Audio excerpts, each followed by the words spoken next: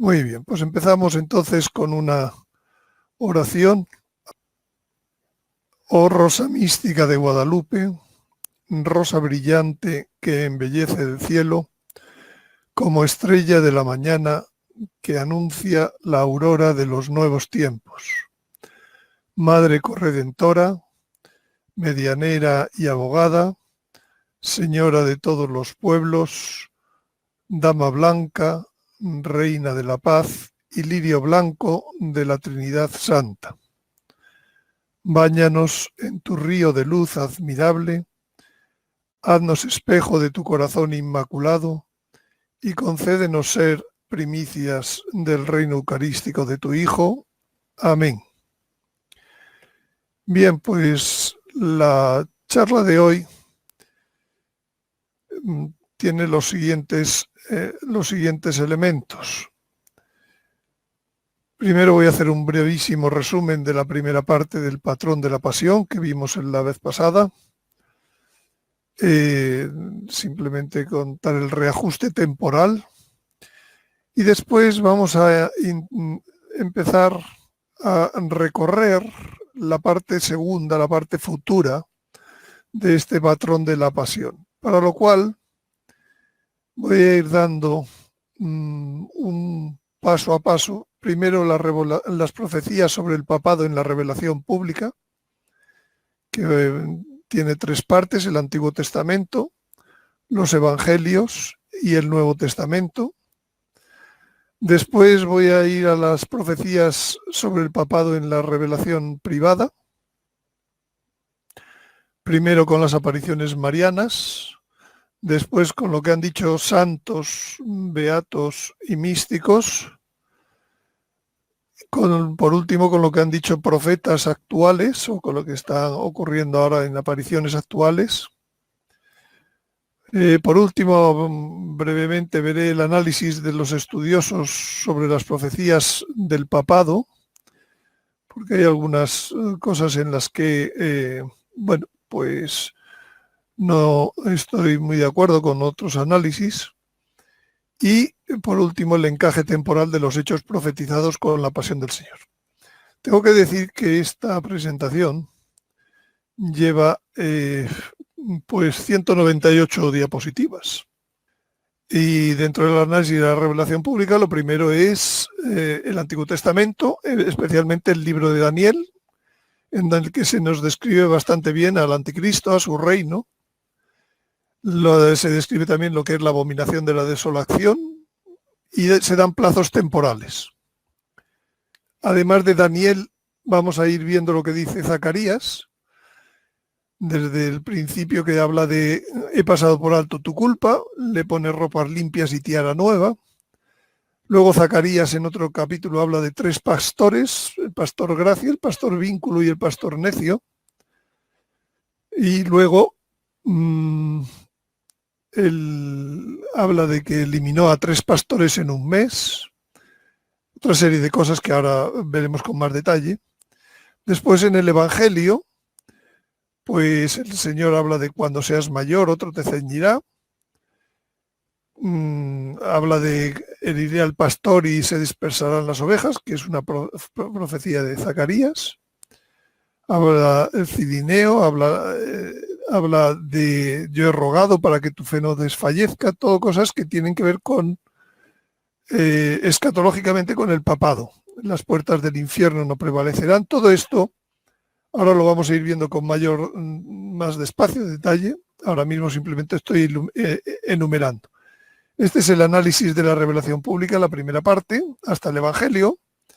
Y luego, pues en las cartas de San Pablo también hay mucha información sobre el papado, con el catejón, el poder engañoso, y especialmente el Apocalipsis, que cada uno de los capítulos pues tiene información sobre lo que le va a ocurrir casi al papado, pues por ejemplo, con las 7 estrellas, las cartas a las iglesias, el sexto sello, la quinta trompeta, la misión de Juan, el tercio de las estrellas que está arrastrado. Todo esto lo vamos a ir viendo despacio. La bestia de la tierra, la bestia del mar, habla de las primicias, que van a tener que ver con el papado. No la pongo aquí porque sean primicias, sino porque tienen que ver con el papado. y la gran ramera, que también algunos piensan que tiene que ver con el papado, y finalmente pues el patrón de las fiestas mosaicas de otoño, también hablaremos un poco de ello. Bien, pues comencemos con las profecías sobre el papado en el Antiguo Testamento. Empezamos por el Daniel, capítulo 7, habla de una cuarta bestia, ahora hablaremos despacio, que es el reino del anticristo que vence a los santos. Luego el anticristo es vencido, se da el juicio de las naciones y el reino de los santos empieza a eclosionar. En el capítulo 8 habla de un macho cabrío, que ahora vamos a ver cómo tiene que ver con el papado, el cuerno pequeño que se alza contra el ejército del cielo. Y atacó al príncipe de los príncipes. El príncipe de los príncipes es el Papa. Vamos a verlo más despacio.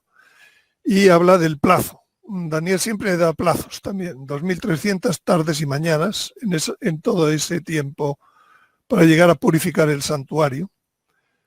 Finalmente, cómo será destruido el anticristo, todo eso se ve en el capítulo 8. En el capítulo 9 se habla de las 70 semanas de años para la llegada de la Nueva Jerusalén, que afecta ahora mismo al papado. Habla de la descripción de los 7 últimos años, especialmente con la supresión del sacrificio perpetuo y la abominación de la desolación, y el final decretado para el anticristo, para el desolador. En el capítulo 11 habla de la primera abominación de la desolación, que es figura de la segunda, de la que vamos a vivir ahora, con el papado. Bueno, pues empecemos con esta cuarta bestia de Daniel. Dice el libro de Daniel: contemplé una cuarta bestia, terrible, espantosa y extraordinariamente fuerte. Tenía grandes dientes de hierro, era distinta de las bestias anteriores, porque tenía 10 cuernos. Esto de los 10 cuernos va a aparecer ya recurrentemente en multitud de profecías de la Sagrada Escritura. También va a aparecer en el Apocalipsis, va a aparecer en el libro de Zacarías. Entonces, este es el sistema, la cuarta bestia del capítulo 8, del capítulo 7, es el sistema global del anticristo. Sus 10 cuernos, dice a continuación, que son 10 reyes, lo mismo que el Apocalipsis. Va a decir que los 10 cuernos son 10 reyes, que habrá en aquel reino. Dice: miré atentamente los cuernos y vi que de entre ellos salía otro cuerno pequeño. Y arrancaron ante él 3 de los cuernos precedentes. Bueno, aquí empezamos la vida del cuerno pequeño, es el anticristo, que cuando surge arranca 3 de estos cuernos que eran 10 reyes, 3 reyes. ¿Qué reyes arranca? Pues en mi opinión son los que en otros capítulos, en el capítulo 8 va a decir también Daniel, que son lo que llama el león con alas de águila, que se pone de pie y que tiene un rostro de hombre, que es lo que hoy en día es el imperio americano o británico-americano. Luego el segundo es el oso, que sería el equivalente a Rusia. El tercero es el leopardo de 4 cabezas, eso es, que sería Alemania. Entonces, cuando aparezca el anticristo, una de las cosas que va a hacer es acabar con esos 3 reyes que eran del sistema global, ¿no?, del anticristo. Pero no es hoy de lo que toca hablar de esto, sino que toca hablar del papado. Solo hablo de esto en la medida en que tiene que ver con el papado. Tras ellos vendrá otro distinto que destronará a 3 reyes, dice. Y aquel cuerno tenía ojos humanos y una boca que profería insolencias. Este es el anticristo, como líder de un sistema. Y dice Daniel: yo seguí mirando, atraído por las insolencias que profería aquel cuerno. Sorprendido por aquellas insolencias, dice: profería palabras contra el Altísimo y pondrá a prueba a los santos del Altísimo. Tratará de cambiar los tiempos y la ley, y los santos serán entregados en sus manos por un tiempo y tiempos y medio tiempo. En principio el tiempo es un año. Sí, puede ser solar o puede ser lunar, pero la diferencia no es muy grande, ¿no? Por tanto, aquí vemos como en el capítulo 7 nos van describiendo ya al anticristo, que dice insolencias, que profiere palabras contra el Altísimo, que pone a prueba a los santos del Altísimo y que tratará de cambiar los tiempos y la ley. Algo así como hizo la República Francesa. No sé si recuerdan que la República Francesa se cargó la semana y entonces hizo el número de meses era distinto, y la semana era la década, 10 días. Pues algo parecido. Y dice que los santos serán entregados en sus manos por 3 años y medio. Aquel cuerno luchó contra los santos y los derrotó, hasta que llegó el anciano para hacer justicia a los santos del Altísimo, hasta que llega un momento en donde no, la victoria esa sobre los santos es limitada. Y entonces mataron a la bestia, la descuartizaron y la echaron al fuego, a esta cuarta bestia de Daniel. El dominio le será quitado para ser destruido y aniquilado definitivamente. Bueno, estamos viendo revelación pública, es decir, estamos viendo palabra de Dios. Esto es inamovible. Ninguna revelación privada puede ir contra esto, ¿no? O sea que lo digo para que vayamos dando distinto peso a las cosas que vamos a ir viendo. Cuando luego hablemos de las apariciones o cuando luego hablemos de lo que dicen los santos, los místicos, todo eso en principio tiene que estar no en principio, sino debe estar en concordancia con estas cosas que va diciendo la Sagrada Escritura. Bueno, pues del reino de los santos dice, sigue mirando, y en mi visión nocturna vi venir a una especie de hijo de hombre entre las nubes del cielo. El título de hijo del hombre en los evangelios aparece 80 veces y es uno de los que prefiere el Señor para ser llamado. A él se le dio el poder, honor y reino, y todos los pueblos, naciones y lenguas lo sirvieron. Su poder es un poder eterno, no cesará, su reino no acabará. Esto se lo dice luego el ángel Gabriel a la Virgen. Su reino no tendrá fin. Dios le dará el trono de David su padre. Y aquí dice que los santos del Altísimo recibirán el reino y lo poseerán para siempre por los siglos de los siglos. Se cumplió el tiempo y los santos tomaron posesión del reino. O sea que al final, pase lo que vaya a pasar en este patrón de la pasión, al final los santos tomaron posesión del reino y cuando se cumplió el tiempo. Y el reino y el imperio y la grandeza de los reinos, bajo los cielos, todos serán dados al pueblo de los santos del Altísimo. Reino eterno es su reino, y todos los imperios le servirán y le obedecerán. Por tanto, final feliz. En el capítulo 8 aparece un macho cabrío y un carnero. El macho cabrío ataca al carnero y dice que el macho cabrío se hizo extraordinariamente grande. Pero al crecer su poderío se le rompió aquel cuerno grande y en su lugar surgieron otros 4 hacia los 4 puntos cardinales. Esos son los cuernos que ahora dice esto. De uno de ellos salió otro cuerno pequeño, que creció mucho hacia el sur, hacia el oriente y hacia la tierra hermosa. Y dice, ese cuerno pequeño se alzó contra el ejército de los cielos y derribó parte de ese ejército y de las estrellas y los pisoteó. En los simbolismos de la Sagrada Escritura, cada vez que se habla de estrellas también se está hablando de sacerdotes. Lo vamos a ver en otros momentos, ¿no? Por tanto, el ejército de los cielos pues sería pues la Iglesia. Derribó parte de ese ejército y de las estrellas los pisoteó. Este cuerno pequeño, el mismo que ha aparecido en el capítulo anterior. Pero dice, se elevó hasta el jefe del ejército. ¿Quién es el jefe del ejército? Lógicamente el Papa. Suprimió el sacrificio cotidiano y derribó su santuario. pues ya está dicho desde 500 años antes de Jesucristo lo que iba a pasar dentro de poco. Se le dio un ejército contra el sacrificio cotidiano por los pecados.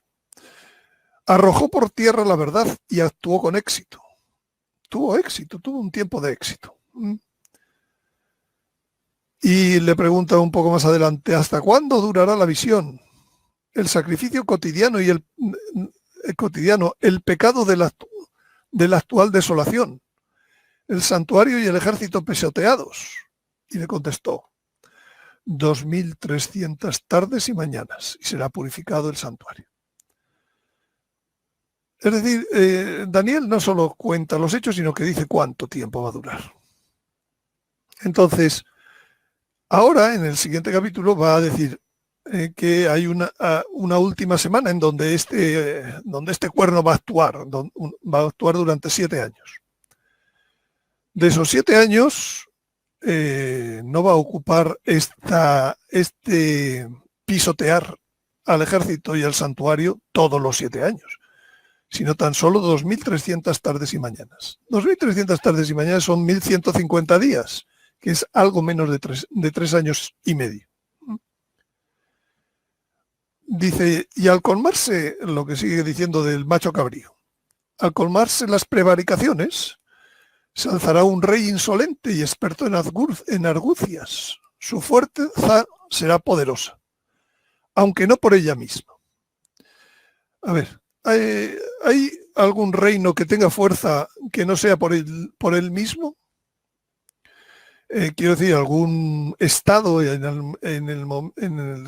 la situación actual de las diferentes potencias mundiales. Todos tienen su propio ejército, todos mandan. Sin embargo, de dice que es experto en argucias, además de ser insolente, y sobre todo dice que no es Israel, es la ONU, como dice el anterior. Ese es el que tiene el poder que no es por sí mismo. Entonces, efectivamente, sigue diciendo, devastará obras maravillosas, actuará con gran éxito y destruirá a los poderosos y al pueblo de los santos. Por tanto, cuando destruya, hoy no me toca hablar de cómo va a destruir a los tres que va a destruir, pero en cualquier caso, para que se le identifique de dónde va a surgir quién es ese macho cabrío, quién es ese cuerno. Con su astucia hará prosperar el fraude y en sus manos se engrandecerá en su corazón. Hará prosperar el fraude en sus manos, se engrandecerá en su corazón y fríamente destruirá a muchos. Muy interesante esto. Y otra vez, se alzará contra el príncipe de los príncipes, pero sin intervención humana será destrozado. Este es el Papa, el príncipe de los príncipes. Bueno, pues como vemos, pues ya hay información en el Antiguo Testamento.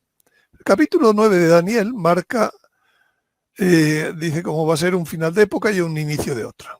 Y dice, 70 semanas están fijadas para poner fin a la rebeldía. ¿Hoy en día se ha terminado la rebeldía? No. ¿Sellar los pecados? ¿Se han terminado los pecados? No. ¿Expiar la culpa? Tampoco. Instaurar justicia eterna, tampoco. Sellar visión y profecía, tampoco. Y ungir el santo de los santos, tampoco. Luego estas semanas no se han acabado. 70 semanas de años están fijadas. Es un tiempo que Dios ha puesto. Y dice, ¿para qué? Para volver a construir Jerusalén. Lógicamente no está hablando de la Jerusalén que ya está construida, está hablando de la nueva Jerusalén, del Apocalipsis. Hay 3 Jerusalenes. Una es la actual, otra es la nueva Jerusalén y otra es la Jerusalén celestial. Está hablando esta profecía de que hay 70 semanas de años que están fijadas. No me voy a meter hoy en desde cuándo se cuentan estas 70 semanas, sino que lo que me voy a entender es que lo que interesa es que esta profecía dice que hay una última semana en donde van a ocurrir una serie de cosas que le llama abominación de la desolación y que está avalada esta profecía por Jesucristo. por tanto, dice, cuando veáis la abominación de la desolación anunciada por el profeta Daniel. Este es el versículo 24 del capítulo 9. En el versículo 25 dice que es para construir a... En el 27 es donde va a decir que es la abominación de la desolación, que es otro modo de hablar de ese ataque al príncipe de los príncipes o esa destrucción del sacrificio perpetuo. Entonces, esta última semana de Daniel tiene 4 hechos, según relata el versículo 27. Dice, empieza diciendo, hará una alianza firme con muchos durante una semana. El Apocalipsis dice que se aliaron 10 reyes para luchar contra el Cordero. Es exactamente lo mismo. Los 10 cuernos, la alianza firme con muchos. Hay un momento donde ese cuerno pequeño, ese anticristo, como queramos llamarlo, hace una alianza firme con muchos durante una semana, durante los 7 años. Hay un hecho central que está ligado al papado, que es hará cesar el sacrificio y la ofrenda. Y pondrá en el ala del templo la abominación de la desolación. Y hay 2 hechos finales. Uno, que se llama el cumplimiento decretado. Uno que le va a llamar luego San Pedro el desenlace. Daniel le llama el desenlace un poco más adelante. Pero San Pedro le llama la purificación de la tierra por el fuego. Y otro, lo va a decir dentro de un poco Daniel, cuando hable de plazos, dice, dichoso el que aguarde. Ese dicho dice es la aparición de los nuevos cielos y la nueva tierra, que también habla San Pedro de él. Por tanto, esta semana, que cambia de una época a otra, en donde ya estará el pecado acabado, donde la profecía y la visión se habrá acabado, donde se habrá ungido al Santo de los Santos, que luego veremos, pues pasa por una última semana de años con estos 4 hechos. Empezando por una alianza, siguiendo por una cesar el sacrificio y la ofrenda y terminando por un desenlace que el que aguarde, el que pase ese desenlace, pues tendrá algo maravilloso. Bueno, pues eso es lo que hay, las cosas que va diciendo Daniel, que tienen que ver con el papado. Luego las uniremos todos, compondremos todas las piezas de este puzzle, ¿no? Pero ahora vamos a ver las piezas que nos trae Zacarías, que también nos trae bastantes profecías sobre el papado. En el capítulo 3 nos habla del sumo sacerdote Josué, que es figura del papa, de un papa, que tiene las ropas sucias y se las ponen limpias. El capítulo 4 nos habla de Zorobabel, que reconstruye el templo y que es figura de la reconstrucción al fin de los tiempos, de este templo que va a ser ungido, el Santo de los Santos. Nos habla de 2 ungidos, trabajando conjuntamente. En el capítulo 6 nos habla de que hay un siervo Germen que reconstruirá el templo. En el futuro, ya está hablando no está hablando de Zorobabel, que es en el pasado, en el tiempo de Zacarías, sino que, por tanto, Zorobabel es figura, pero el siervo Germen es el que, de hecho, reconstruye. El capítulo 11 dice, habla de 3 callados. Dice, tomé tres pastores. Y va hablando de ellos, que ahora veremos lo interesante. Lo curioso es que los rompe 2 callados y sus alianzas. También habla aquí la famosa de que, habla de un pastor necio que será herido en el ojo y en el brazo. En el capítulo 13 habla de la famosa herida al pastor, de la que nuestro Señor habla justo antes de su pasión. Pero que Zacarías no estaba pensando en nuestro Señor, estaba pensando en el fin de los tiempos. Ahora veremos. Y en el capítulo 14 nos habla de tabernáculos, la fiesta del reino. Muy buenas, Cecilia. Ya veo que has llegado. Bueno, pues empecemos con las piezas que nos da Zacarías sobre el papado. En el capítulo 3 dice, que sí, que regrese un momento. Pues regreso, aquí tenéis. Para el clic, vuestro clic. Luego, conviene efectivamente que estas cosas, pues luego cada cual las vaya meditando personalmente. Yo ahora, pues simplemente casi me da tiempo justo de enunciarlas, de sacarlas. Entonces, aquí habla de un rejuvenecimiento del papado. Josué era el que acompañaba como autoridad espiritual a Zorobabel, que era la autoridad civil, en la vuelta del exilio de Babilonia. Entonces, Josué era el sumo sacerdote. Y dice, estaba Josué vestido de ropas sucias, en pie delante del ángel. Tomó la palabra y habló así a los que estaban delante de él. Quitadle esas ropas sucias y ponedle vestiduras de fiesta. He dicho que Josué es figura del Papa, que es el sumo sacerdote ahora mismo. Por tanto, si es figura, quiere decir que habrá algún papa que esté vestido de ropas sucias. Pero, ¿qué es lo que dice el Señor? Dice, quitadle esas ropas sucias y ponedle vestiduras de fiesta. No dice, como estás con ropas sucias, te quito de en medio. No, se las pone nuevas. Le dijo, mira, yo he pasado por alto tu culpa. Había una culpa, la que fuere. Lo digo porque esto es palabra de Dios y por tanto es criterio para analizar cualquier cosa que pensemos en el Papa. Dice, y colocad en su cabeza una tiara limpia. Se le vistió de vestiduras de fiesta y se le colocó en la cabeza la tiara limpia. Por tanto, desde Zacarías, desde el tiempo de Babilonia, ya se nos está hablando de estas cosas pasarán al sumo sacerdote de los últimos tiempos. A este Josué está acompañado de un grupo muy especial. Dice el capítulo 3, sigue diciendo, escucha a Josué es Jesús también, sumo sacerdote, tú y tus compañeros que se sientan en tu presencia, pues son hombres de presagio. He aquí que yo voy a traer a mi siervo Germen. Bueno, pues aquí hay muchas cosas. Hombres de presagio son hombres de futuro, ¿no? Que sirven de señal avanzada o primicias. Eso es exactamente lo que son las primicias, una señal avanzada. Y habla del siervo Germen, el siervo que en latín orientem, que orienta, del que germina las cosas. Entonces, este siervo va a estar sentado, dice aquí, que yo voy a traer a mi siervo, Germen, ¿con quién? Con Josué. ¿Qué día?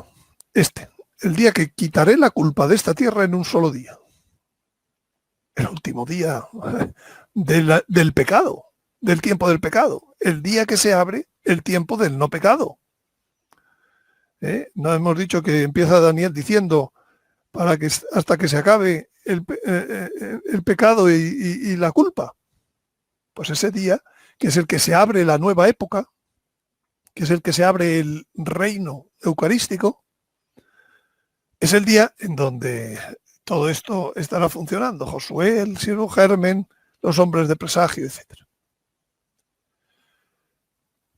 En el capítulo 4, Zacarías habla de Zorobabel, de la autoridad eclesial, de la autoridad civil, que fue a reconstruir y que es figura de una nueva autoridad civil que se va a instaurar en tiempos del reino. Jesucristo tiene un reino y ese reino, pues he hablado muchas veces de que está llamado como Shiloh, como Germen, como hijo varón. Entonces, dice, esta es la palabra de Yahvé a Zorobabel, al hijo varón, al Germen, al Shiloh. Dice, no por el valor ni por la fuerza, sino solo por mi espíritu, es como debe actuar ese nuevo Zorobabel, no por el valor ni por la fuerza, que lo tendrá, pero también por mi espíritu. Dice, ¿quién eres tú, gran monte? Ante Zorobabel serás una explanada, y él extraerá la piedra de remate y a los gritos de bravo, bravo por ella. Bueno, exactamente qué es esto, no, pero evidentemente Zorobabel aquí vence a un gran monte, ¿no? Y sigue diciendo, las manos de Zorobabel echaron el cimiento a esta casa y sus manos la acabarán. ¿Qué casa? El templo que estaba reconstruyendo. Volvieron de Babilonia para reconstruir el templo. Por tanto, Zorobabel es el que está echando el cimiento a esta casa y sus manos la acabarán. Ahora lo volverá a decir. Zorobabel es la parte espiritual, la autoridad espiritual, no, es la autoridad civil.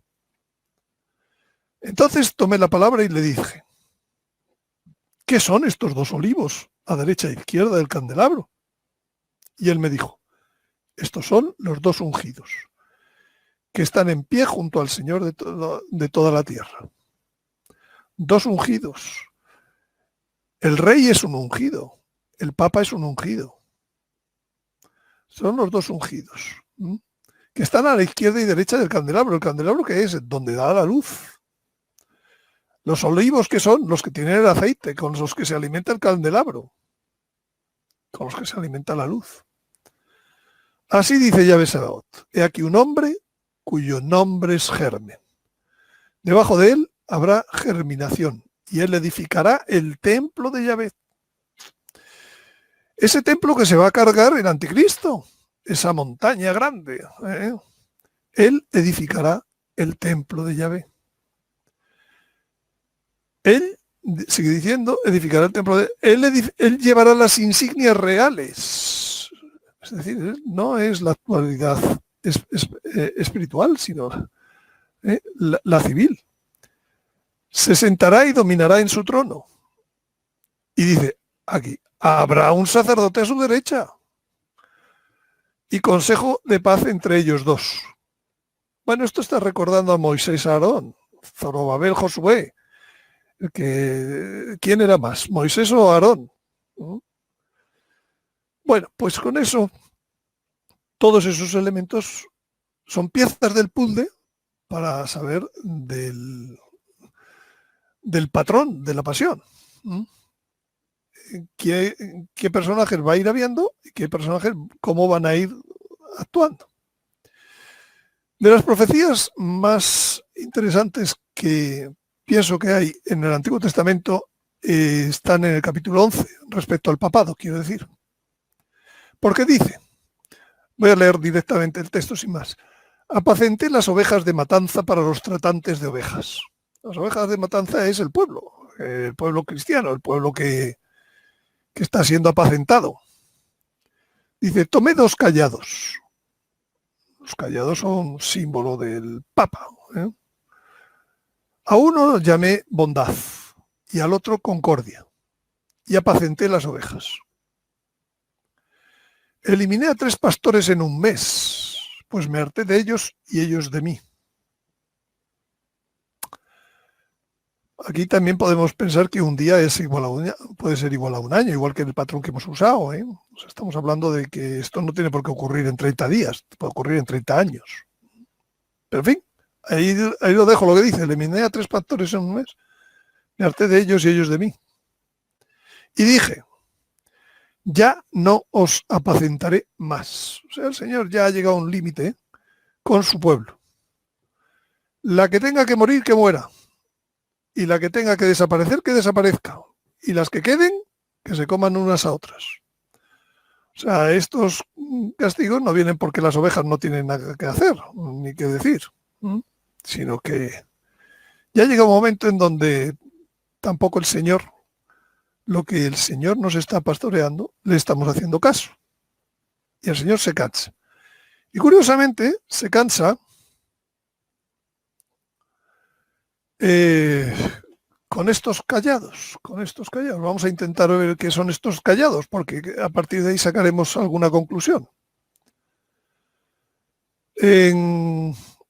voy a ver un poco, he seguido un poco distintas versiones de la Biblia, a ver cómo traducen estos dos callados, ¿no?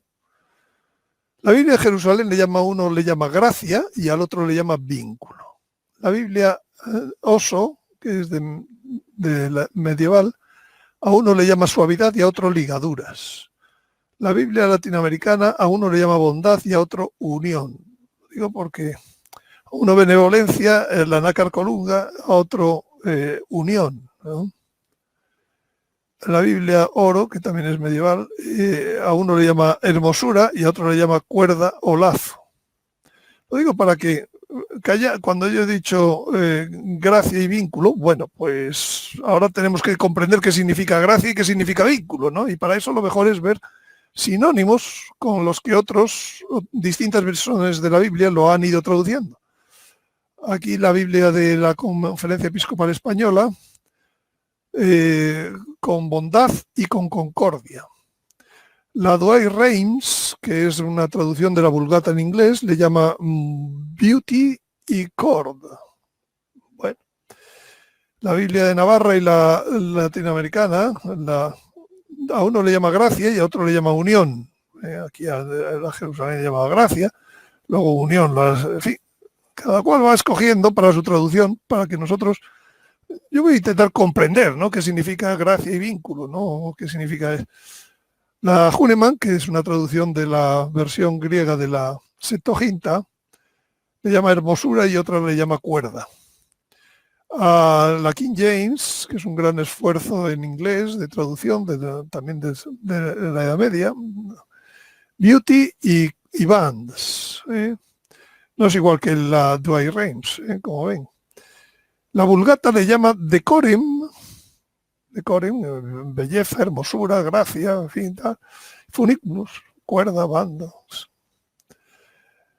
La Reina Valera le llama suavidad y a otro ataduras. La Stendhal, que es otra traducción de la Septuaginta, suavidad y ligaduras. Y la Clementina, pues lo mismo que la Vulgata, la decoren y funiculus. Bueno, como ven, traducir esto de estos dos callados y intentar saber de qué va por su nombre, pues no está fácil, ¿eh? Podemos ir al diccionario, ¿no? Al primero dice, esto es en hebreo, lo que significa Noam, y dice simpatía, deleite, apropiado, esplendor o gracia, hermosura. Hay bastante unión, fíjense lo que hasta ahora decía, pues gracia, suavidad, bondad, benevolencia, tal, en fin, cosa agradable, vamos a decir, ¿no? Al segundo es más complicado. Al segundo, al vínculo, pues también le llama cuerda, le llama compañía, le llama legadura, pero fíjense que también dolor, específicamente de parto. Esto ya me da a mí alguna pista mayor. O sea, es una cuerda, una compañía, tiempos de parto. También dice que puede ser, remite aquí, en este diccionario, a esta otra palabra, que dice anudar apretadamente, retorcerse de dolor, agotar, atadura. Por tanto, esto de vínculo, pues se ve que hay una atadura, que hay un parto también por en medio. Y entonces, bueno, pues para terminar de intentar saber qué significa estos dos callados y para que nos dé una pista sobre la interpretación de la profecía, dice, tomé luego mi callado gracia, sigue diciendo este capítulo de Zacarías, dice, y lo partí. ¿Para qué lo partió? Para romper la alianza que Yahvé había concluido con todos los pueblos. Bien, estamos hablando de una figura de los últimos tiempos. Por tanto, de un pastor que le llama gracia, pero que con él concluye una alianza que tenía con todos los pueblos. Juan Pablo II, desde luego, viajó por todas las naciones, anunció el Evangelio a todas las naciones. así como diciendo, pero con el acabarse Juan Pablo II, pues aquí se iniciaron también más hostilidades y las naciones se separaron un poco de todo esto interés que significaba a lo mejor pues el anuncio, la iglesia, lo que es la iglesia, ¿no? Y ahora viene el interesante. Dice, después partí mi segundo callado, vínculo, para romper la fraternidad entre Judá e Israel. Claro, dice uno, vamos a ver, Zacarías ya estaba en tiempos de Babilonia, por tanto, ya se había roto Judá e Israel, se había roto en dos reinos, pero no está hablando en este momento, está hablando del final de los tiempos. Aquí, ¿quién es Judá? ¿Quién es Israel? Pues sí, estaba pastoreando a Judá y a Israel, pues quiere decir que Judá e Israel es la iglesia. Que entonces lo que estamos hablando es que aquí hay una separación, rompe la fraternidad que había dentro de la iglesia. Y curiosamente aquí se llama vínculo. Vínculo es que se unen dos en uno. No sé si recuerdan que no hace mucho hablábamos de eso, que tenían la misma misión dos papas, que uno no hacía nada más que continuar la de otro. Y entonces yo no sé si les parece que Benedicto XVI y Francisco son cabezas a su pesar de un cisma soterrado en la iglesia. Es decir, el callado vínculo no es un papa, son dos. Y el cisma soterrado, lo que está diciendo yo soy de Francisco, una parte, y otros están diciendo yo soy de Benedicto. Esto es para mí la interpretación del callado vínculo. Partí mi segundo callado, o sea, va a terminar con estos dos papas para romper, para que se vea al revés la desunión entre Judá e Israel, para que se vea la desunión dentro de la iglesia. Entonces, los dos papas del callado vínculo tienen una única misión ante Dios, estar clavados en la cruz. Ya dijimos que, por ejemplo, la primera encíclica de Francisco la ha escrito Benedicto. Hay una continuidad en todo lo que es la lucha contra la corrupción en los sacerdotes. Francisco no ha querido poner un número de orden, Benedicto no ha querido dejar de llamarse papa. Y que eran figuras de Jesús y María en el Calvario. Uno al pie de la cruz orante, Benedicto, otro clavado en ella, ahora mismo, Francisco. Pues durante sus pontificados llega al culmen la división que había soterrada, lo que acaba de decir. Rompí la hermandad entre Judá e Israel. Pero hay un tercer pastor en este capítulo 11, que le llama pastor necio. Yahvé me dijo entonces, toma todavía el hato de un pastor necio. Pues he aquí que yo voy a suscitar en esta tierra un pastor que no hará caso de la oveja perdida, ni buscará la extraviada, ni curará la herida, ni se ocupará de la sana, sino que comerá la carne de la cebada, y hasta las uñas le arrancará. Ay del pastor inútil que abandona las ovejas, pastor necio, pastor inútil. Le va a castigar a ese pastor, dice, espada sobre su brazo y sobre su ojo derecho. Que su brazo se seque del todo y del todo se oscureza al ojo. Realmente no puede ser pastor si le cae la espada sobre su brazo y sobre su ojo derecho. O sea, es un pastor que durante un tiempo es pastor, pero es necio. Es inútil. Y termina el Señor acabando con él. Este pastor es el que en el Apocalipsis le llama falso profeta. Realmente no es pastor. Realmente no está en la lista de los papas de San Malaquías. Pues esto es los tres pastores de Zacarías 11. Y en el 13 dice, Zacarías da una señal de que Jesús se aplica a su inminente pasión, en el discurso de la última cena. Pero en origen, Zacarías asigna el cumplimiento de esta profecía al día de Yahvé en el fin de los tiempos, al día de Yahvé. Dice, hiere al pastor que se dispersen las ovejas, y yo tornaré mi mano contra los pequeños. Con esta autoatribución Jesús indicaba que el día de Yahvé sería la pasión de la iglesia, el fin de los tiempos, ya que la esposa debe seguir los pasos del esposo. En la pasión de la iglesia también va a herirse al pastor.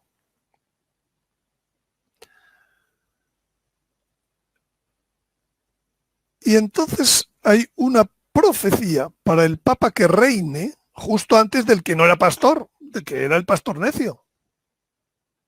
Heriré al pastor, está diciendo, heriré al segundo pastor vínculo en los últimos tiempos. Y es entonces un ataque a su persona que se le va a hacer con una finalidad. La que dice aquí, dispersen las ovejas que están unidas a él. Y la dispersión, pues lógicamente es fácil que termine en división, confusión, caos. Fíjense que no he utilizado una palabra. He usado división, confusión y caos, porque la palabra cisma hay que matizarlo mucho a lo largo de lo que queda de charla. Pero en cualquier caso, el ideal pastor, en mi opinión, está hablando del último pastor real, que es el segundo pastor unión, callado, el callado unión. Esta herida, Zacarías no dice que se va a dar muerte al pastor, sino que se le va a herir. Probablemente esta herida es primeramente moral, aunque finalmente pueda ser física. ¿Por qué? Porque la finalidad del ataque va más contra la función de pastor que contra la persona del pastor. En la historia ha habido papas que han muerto por una herida, que han sido mártires, y no por ello se ha dispersado el rebaño. Sin embargo, aquí lo que se trata es de dispersar al rebaño. Lo que dice el Señor, he hablado abiertamente ante todo el mundo, y entonces eso ha molestado, y entonces ya, pues la figura del Papa es molesta, la figura del Papa actualmente. Si la conjura contra su persona es semejante a la del Sanedrín contra Jesús, entonces tendrá apoyo en el entorno cercano al Papa, tipo Judas Iscariote. Se tiene que tramar una traición. Antes de... esa traición es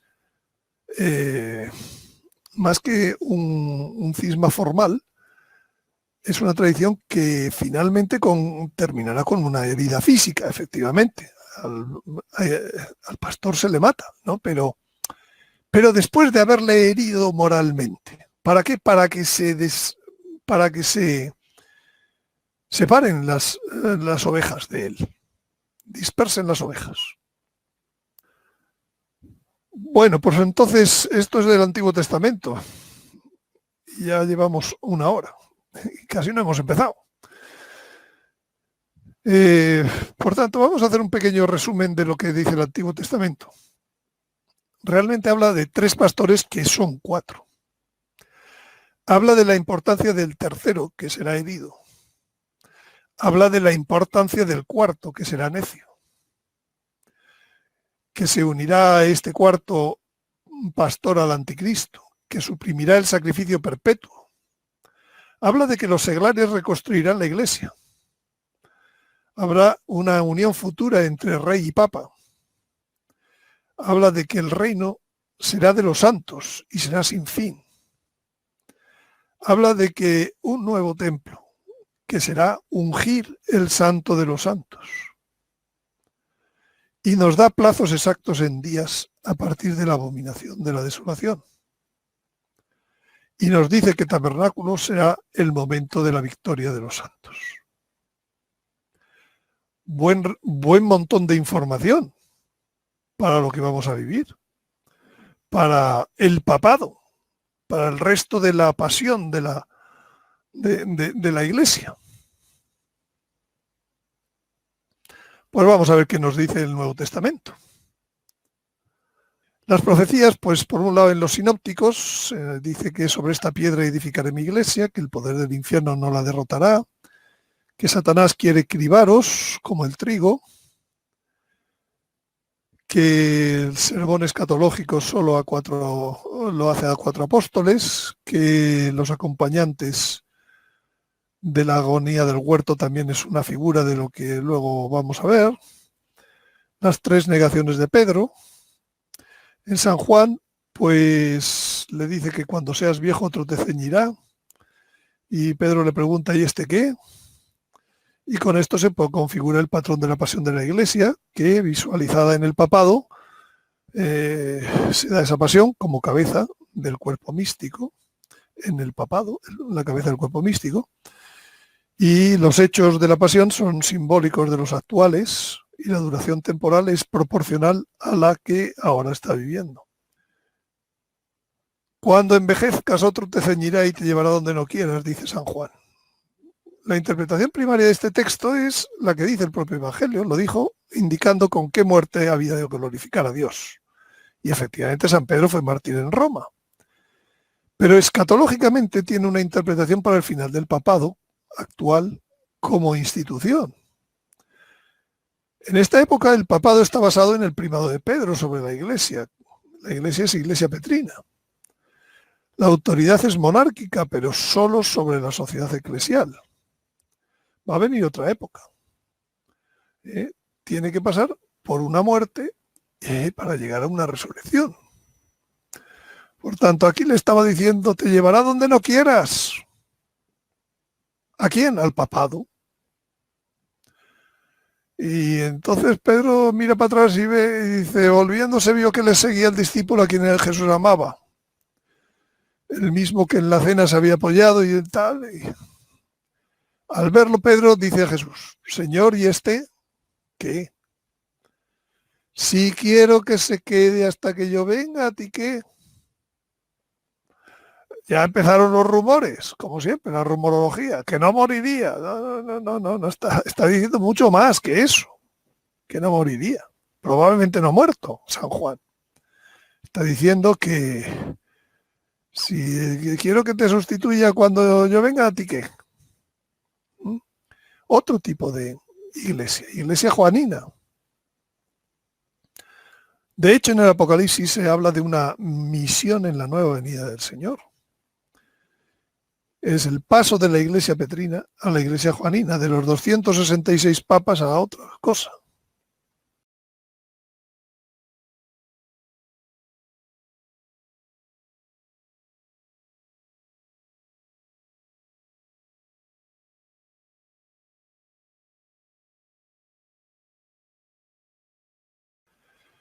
Empezamos por las cartas de San Pablo, que básicamente habla del catejón, y luego pues una serie de capítulos que como los vamos a ir viendo uno a uno, pues no me entretengo ahora mismo. Porque prácticamente en todos los capítulos del Apocalipsis hay cosas de las que vamos a ver ahora en lo que nos queda por ver del patrón de la pasión, del tiempo de papado, hasta que llegue el nuevo papado. Vamos a empezar ya con las apariciones marianas. Voy a ver principalmente las que se refieren, como no, con gusto, al papado. La Salet, Fátima, Ámsterdam, Garabandal, El Escorial y Peñablanca. Son las que hablan de algún modo del papado. Roma perderá la fe, Fátima, un papa será asesinado y otro obispo vestido de blanco habla. En Ámsterdam pide declarar el dogma de corredentora.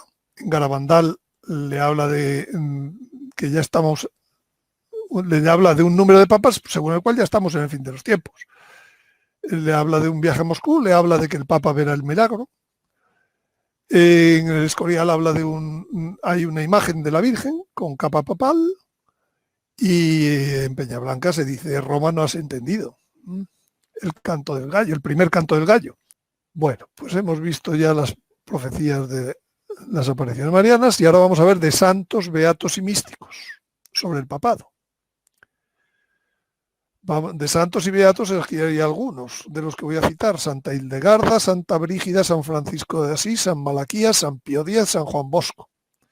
De beatos, Beato Bernardino de Bustis, Ana Catalina Emmerich y Ana María Taigi. De los místicos que voy a hablar: del venerable Wolfhauser, de Juan de Batiguerro, de María Luisa Julia Gaeni y de María Valtorta, y del padre Gobi. Bueno, pues voy a ir allá a las profecías sobre el papado en la revelación privada actual. Bien, empecemos por los profetas actuales que he dicho. En María Valtorta dice: entiende, María, que yo permito que se sepa lo que puede ser útil saber, y oculto lo que encuentro conveniente que no sepáis. Quiere decirse que el Señor va revelando progresivamente las cosas. Que en tiempos de Daniel lo decía de un modo, y de Zacarías de un modo. En el Evangelio aumentó, en el Apocalipsis aumentó, en las revelaciones de la Virgen María aumentó, porque iba siendo más conveniente porque se acercaban los tiempos. Entonces, nada tiene de extraño que conforme se acercan los tiempos se revelen mayores detalles. Por tanto, ahora vamos a ver muchos más detalles que todo lo que hasta ahora hemos visto en estas revelaciones, que voy a leer a continuación. Ahora bien, para estar seguros, deben estar en conformidad con lo anteriormente revelado. Con la Sagrada Escritura, lo primero. Entonces voy a hablar de Luz de María, de Gustavo de Argentina y del Pastor Supremo de Segovia.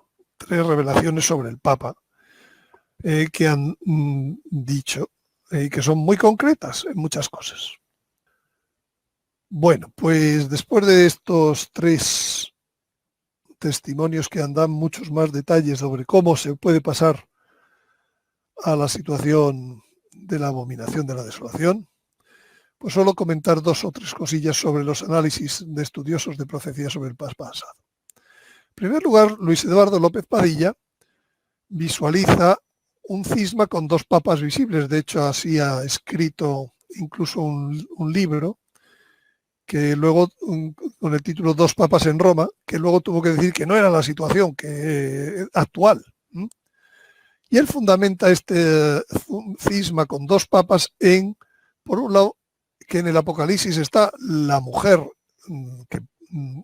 que da a luz al hijo varón, y la gran ramera.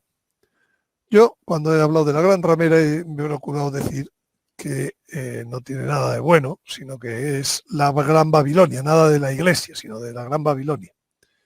Segundo, habla de esta frase de Ana Catalina Emmerich: vi una fuerte oposición entre 2 papas.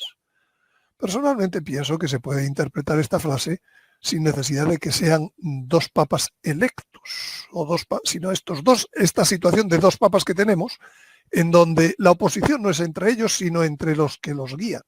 Y la forma de describirlo Ana Catalina, que lo describía a través de un tercero, que era el escritor pues se termina quedando así, una fuerte oposición entre 2 papas, porque no he visto nada más que el siguiente dato, de una mística en 1981, que se llama Sofía Pawłowski, polaca, que según ella, la Virgen le dijo que habrá 2 papas rivales. Y lo dice también en sus libros Luis Eduardo. 2 papas rivales puede volverse a entender como lo que acabo de decir de Ana Catalina. No significa que sean 2 papas que luchan uno contra otro, sino 2 partes en la Iglesia que luchan. Y por último, suele decir este otro dato: de un cónclave saldrán 2 papas.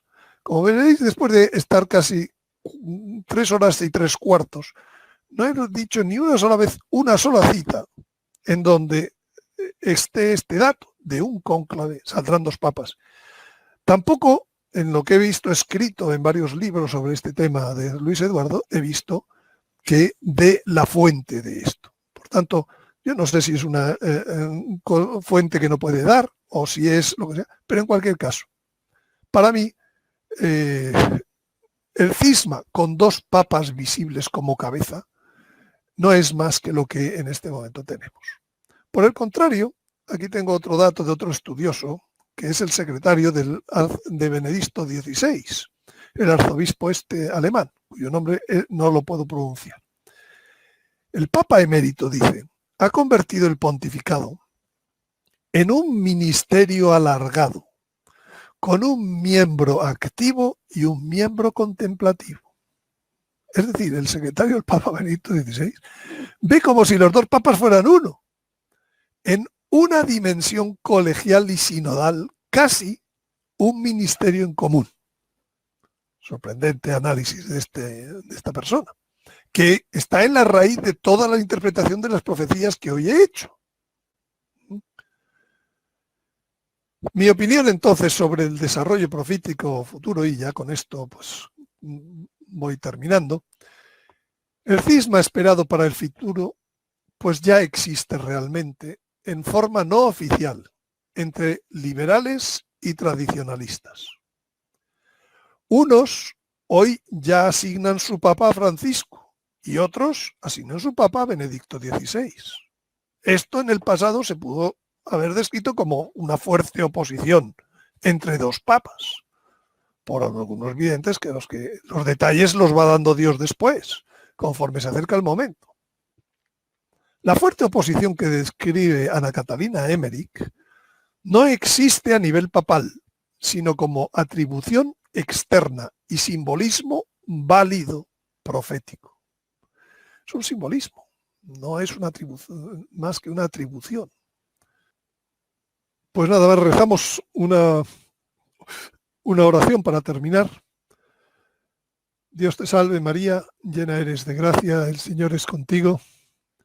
Bendita tú eres entre todas las mujeres y bendito es el fruto de tu vientre, Jesús. Santa María, Madre de Dios, ruega por nosotros pecadores, ahora y en la hora de nuestra muerte. Amén. Ave María Purísima, sin pecado concebida. Lo pongo en Vimeo una semana después.